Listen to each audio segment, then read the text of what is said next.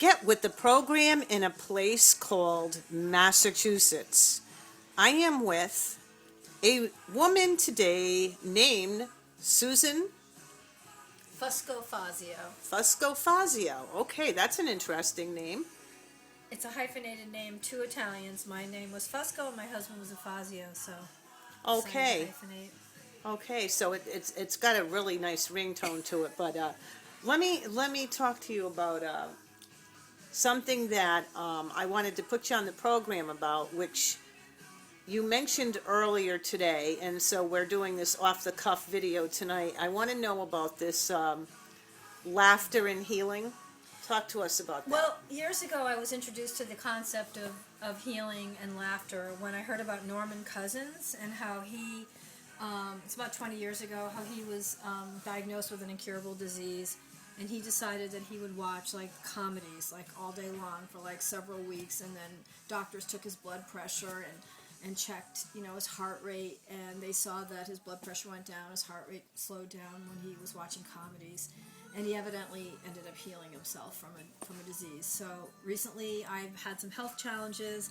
I've been trying to watch comedies and trying to do laughter yoga and trying to increase the endorphins. Well, tell me about this laughter yoga. Well, laughter yoga is kind of a strange thing because I'm a yoga teacher. I teach traditional hatha yoga. Oh. And very yoga, nice. it puts you in the present and it clears your mind and you're breathing and you're slowing things down. But laughter yoga is very different because you don't have to just twist into different postures, but you're sort of, it's like the fake it till you make it kind of thing. Like people are like going, ha ha ha, he he he. They're getting into different postures. They're in a group, and somehow the buoyancy of being in the group and doing these postures and sort of faking laughing, all of a sudden people are actually laughing. And sometimes people have grief, they have loss, they haven't laughed, they don't laugh anymore. Nothing in life is funny for them. If they've had a loss, you know, they're going through life, they're like, well, nothing's funny, I'm sad.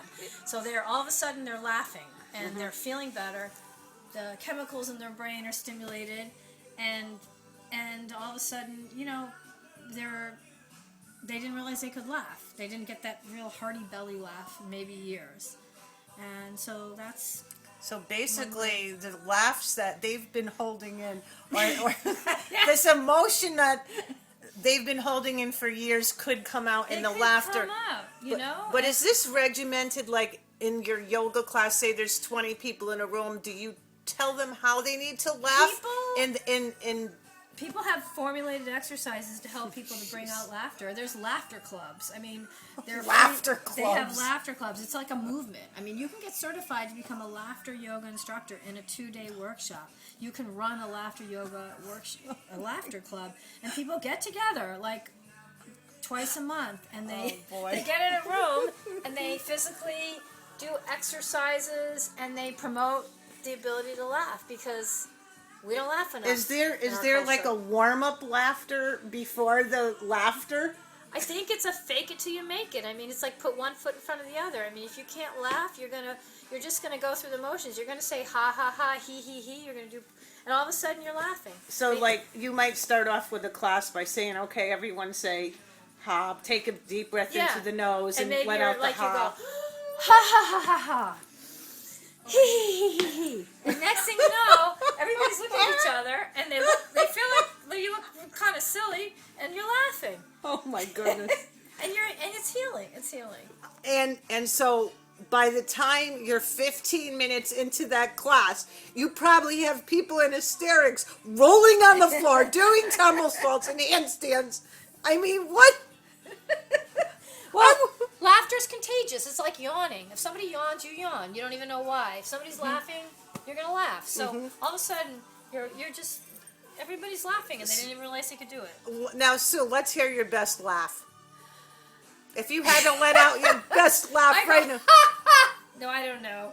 I think I like that one. Like a crow when I laugh. I heard. Oh no. You know, I don't know. Oh no.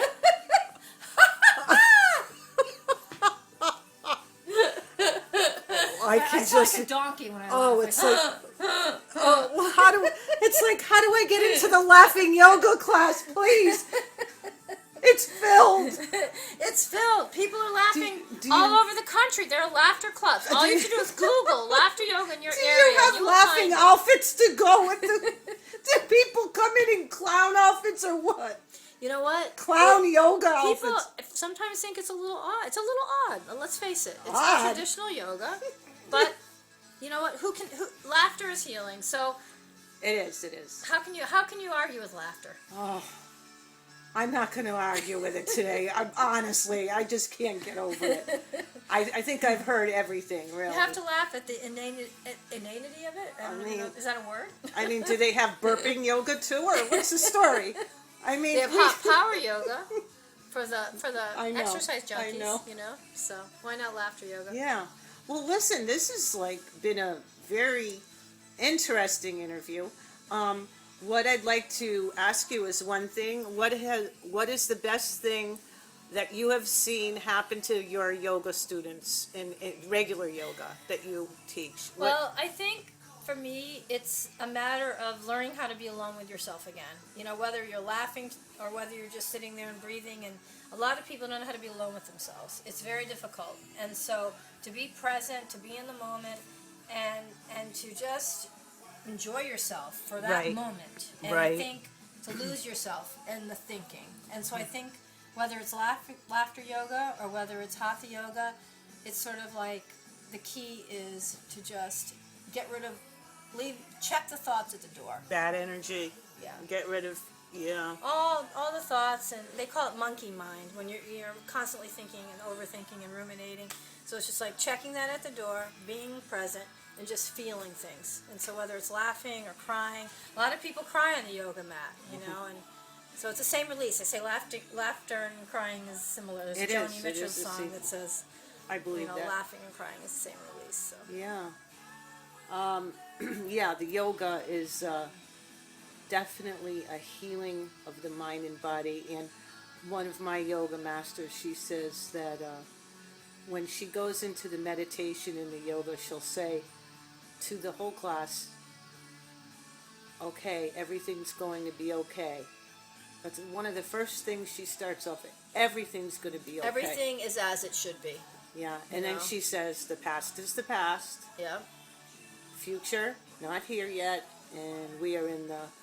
Be present, and also, present. not to take ourselves so seriously. I mean, I think laughter yoga kind of makes you realize, let's not take our life so seriously, not to take ourselves so seriously. And Well, you know what I really want to do right now? I know you have to go, and I have to go. It's time. I think we should end this tape off with a good laugh. What do you think? how about you? You ready to laugh? But only with you, on the count of 3. Okay. 1, 2, 3.